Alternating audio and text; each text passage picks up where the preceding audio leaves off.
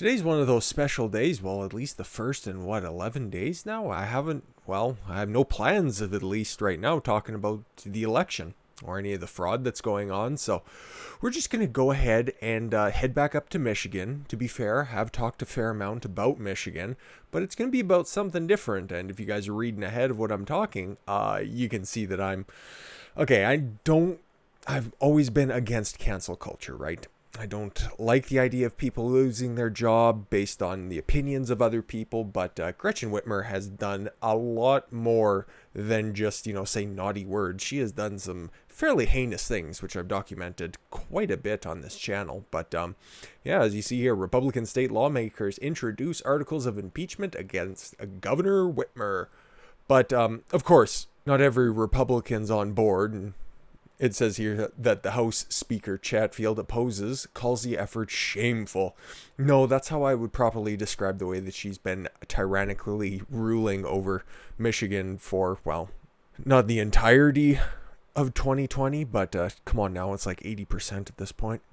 3 Republican lawmakers in Lansing have introduced articles of impeachment against Governor Gretchen Whitmer. Okay, I should stop dancing. This is a very solemn occasion.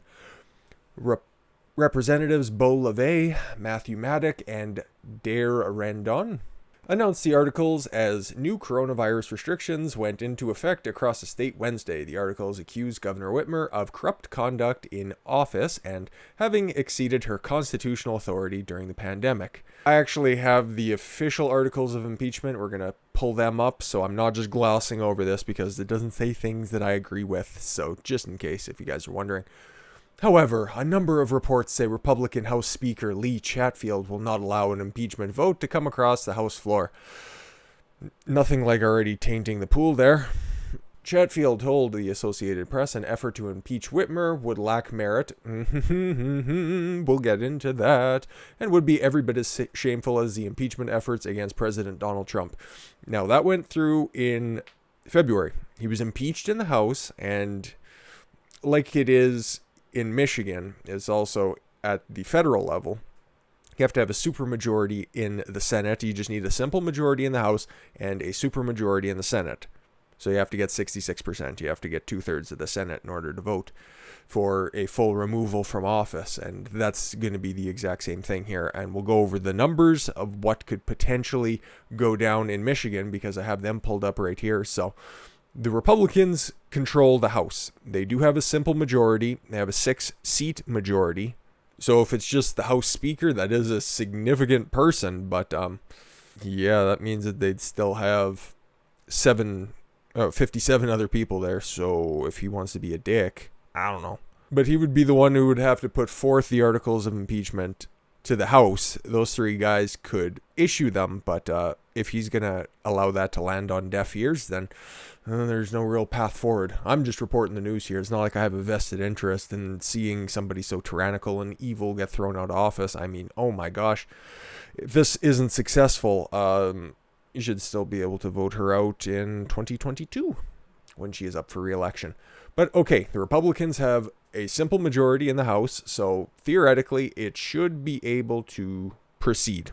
Let's say Lee Chatfield is usurped by Jason Wentworth, who's his assistant, Speaker of the House, or Tristan Cole, the floor majority leader. Those guys, they get a simple majority in the House, and then it gets bumped up to the Senate, which the Republicans do control. But like I said before, they need a supermajority for this, so they need 26 votes. They would need to convince 4 other Democratic senators to vote along those lines. And because everything is so hyper-partisan, I think this ends up dying before it goes anywhere. Possible? Likely? Yeah, exactly.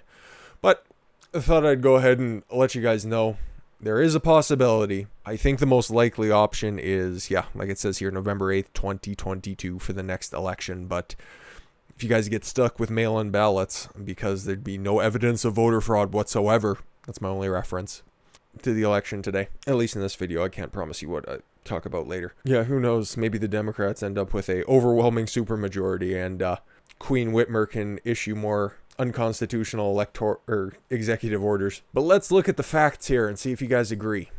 This sucks a fat dick to read, so I'll just go ahead and read the different articles of impeachment. Gretchen Whitmer, governor of the state of Michigan, has violated her constitutional oath of office by failing to respect the separation of power and by exercising powers expressly granted to the legislative branch of the Constitution of the state of Michigan in 1963. Governor Whitmer went through numerous executive orders, has bypassed the legislative process, refusing to work with the legislature even when the legislature has been in session. I heard that, I read that, and, ooh, buddy, if they are actually in session and you're just in there, instead of working with them, just going, oh, I'm just going to go ahead and sign this shit because I don't need to listen to anybody else. I've just been elected queen. I'm sure that's exactly what she sounds like. But that is exceptionally egregious, if you ask me. I think if you are, just want your way and you're going to act like a spoiled child and you have the power, that's why people who want power the most should never be afforded that luxury. Anyways, back to the articles. Opting to effectively enact, amend, and repeal laws on her own. So that's the gist of the first article.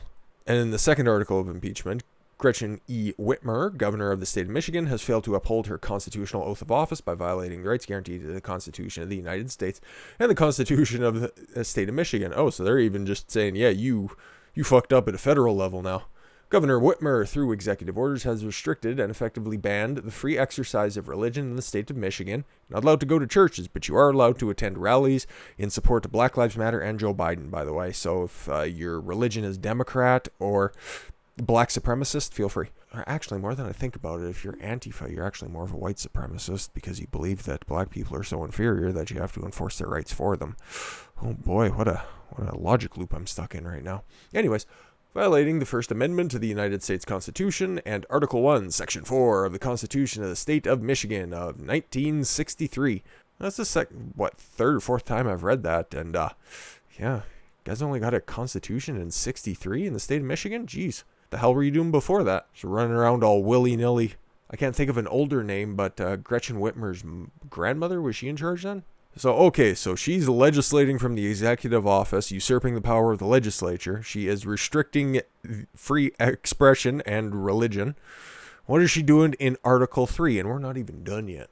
In response to the COVID-19 pandemic, Gretchen Whitmer, governor of the state of Michigan, has taken a number of extreme actions that have not been necessary to the protection of public and have had significant adverse effects on the people of Michigan. Here's where it gets juicy. I've mentioned these a bunch of times, but it's in writing here. While the pandemic is a serious public health crisis requiring substantial mitigation efforts, Governor Whitmer's aggressive and poorly justified actions, such as banning nearly all non-emergency medicine and the use of motorized boats, but you can still take your canoe out on the lake.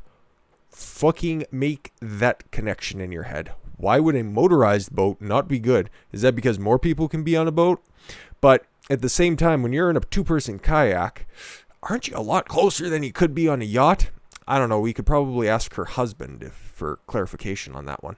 Are evidence of the governor's failure to properly manage this crisis. Governor Whitmer banned all non-essential medical, dental, and veterinary procedures under Executive Order number 2020-17, Executive Order number 2020-32, and holy fuck, this bitch just loves to make executive orders, and 34. Similarly, Governor Whitmer's stay-at-home order, 21, 42, and 50, 59, and 70, and 77. Oh my. Okay. So, just in this year alone, as of right now, she's issued at least 77 executive orders. Wow. Okay, this is from the Federal Register, and I just had this thought immediately when I was reading that. How many has President Trump enacted this year? Okay, Whitmer looks after Michigan. Trump looks after America. He has issued 58 executive orders to her at least 77. What the fuck? And you guys, not you guys, the people who are subscribed to this channel are cool as fuck. The idiots out there who are just calling for lockdowns, more tyrannical rule, have the guts to call President Trump a Nazi or a tyrant. Are you fucking retarded? Holy shit. That's amazing. I'm not mad. That's hilarious. Anyways, let's get back to the goods here. She has only granted exceptions for people leaving their residence to seek medical or dental care, to treat a medical emergency, or when necessary to preserve a person's health or safety. Those sound like very nebulous terms, like, oh, okay. if you need a root canal, are you allowed to only get the root canal, but you can't get a cleaning at the same time? Or if you need a cap replaced, would that be considered like a cosmetic issue? What are we talking about here? That's what I'm thinking, that these things are super fucking vague. But I guess when you have to write up 77, you got to stretch your content out a little bit. While postponing some elective procedures may not pose an immediate health risk to patients, many procedures have been banned, even though they are still needed to preserve patients' quality of life and long-term well-being. Exactly. The difference between elective procedures aren't just things like cosmetic surgery. Like, let's just say a certain governor likes to get Botox. Let's just say some governor out there. It could be Gavin Newsom. It could be Greg Abbott in Texas. Who knows? I'm not saying one of them does. That would definitely be an elective procedure. But you know what else is an elective procedure? Somebody who's on a waiting list to get another kidney. How about that? If you can make it work on dialysis and they have a kidney waiting for you. Now, if you're in risk of dying, yeah, they can cut through some red tape and make that happen to you. But that is an elective procedure. So I'm just giving you the most extreme example. It's not as simple as saying that these are frivolous things that they can choose to do all willy-nilly. The medical profession, just like politics, is also very nebulous and vague in their terminology. So yeah, Article 3 just basically details her tyrannical orders that are just ill-composed. Last but not least, Article 4 sought to direct a no-bid contract for COVID-19 contact tracing to a partisan political firm utilizing state resources to reward political allies. Okay, so not only is she evil, she is verifiably corrupt. The state announced in April 2020 that it had approved a contract to use a platform, Every Action VAN, to help track information and contacts and to help organize phone banking for the purposes of contact tracing. Every Action, maybe Van? Sure, we'll go with Van. Has direct ties to people and organizations that perform political work for political parties, organizations, and candidates in Michigan, while the governor and the members of the administrations disputed the extent of the political considerations. Oh, come on now. Were part of the decision to choose this platform. There is no dispute that Every Action Van's leadership also does political work through its other companies.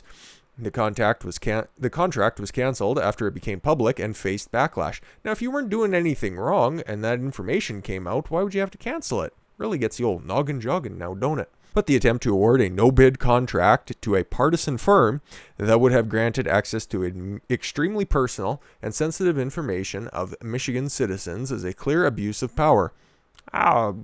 Yes? How could it not be rewarding your friends that may or may not help yourself and some of your other friends to help get elected?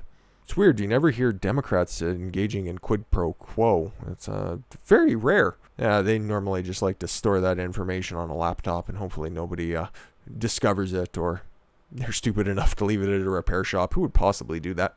Using the urgency of a public health crisis to attempt to reward partisan allies is a violation of public trust. Therefore, Gretchen E. Whitmer, as such conduct, warrants impeachment and trial and removal from office. Well, like I said, I'll link all this stuff as usual, and I don't think that this is going to be successful. I think it should have its day in court, and I think people have the right to take a look at what she's doing. The fact that she continues to issue executive orders after the Supreme Court of Michigan rightfully declared that her executive orders are unconstitutional. And yeah, she's like, fuck it, I'll just continue to do it because, my public health crisis. Sure. That's why COVID's going to be a public health crisis for a very, very, very long time. Your vaccines be damned. Just listen to what the experts are saying. Masks and physical and social distancing are going to be around for, a very long time. Just like lockdowns continue to be going on for a very, very long time. Remember, guys, 15 days to stop the spread. Anyways, yeah, that was a nice little distraction from the election stuff here today. It's pretty slow out there. Just to give you a little refresher or just kind of an update what we know right now. Something goofy's going on in Georgia. They might have certified it, but they're waiting. Earlier today, they said that they were probably going to, but then they kind of just had to wait a little bit. It's fucking weird. And Wisconsin's recount is finally underway, and it looks like they're actually doing it right. So we'll see if they keep that standard. What they're doing right now is they got a divider between the person with the ballot, and they got two poll watchers on the other side, and they're looking at each ballot and dissecting it that way. I feel bad for those poor fucks, especially if it would have happened in a much more populous state than Wisconsin, but good for them. Those folks are in for a few fucking long days, I'd imagine. But hopefully that is a standard that is maintained throughout the entire duration of the audit and recount and a recanvass. Hopefully it's more secure than what happened in Georgia, but we don't have any information on that, so I can't really make a video on that. I just wanted to give you guys the update here at the end. But yeah, I don't know. I think that these articles of impeachment are probably just going to land on deaf ears, and best chance for Whitmer to not be around for much longer is to vote her out in 2022. That sucks dick. I'm sure she's probably just going to reign with an iron fist for the next 2 years. The one that she probably has affixed to the captain's chair of her husband's yacht. Anyways, guys, thank you all very much for the gift of your time. I've been Don Consuelo. I want you to follow your gut and get after it. Take care, everyone.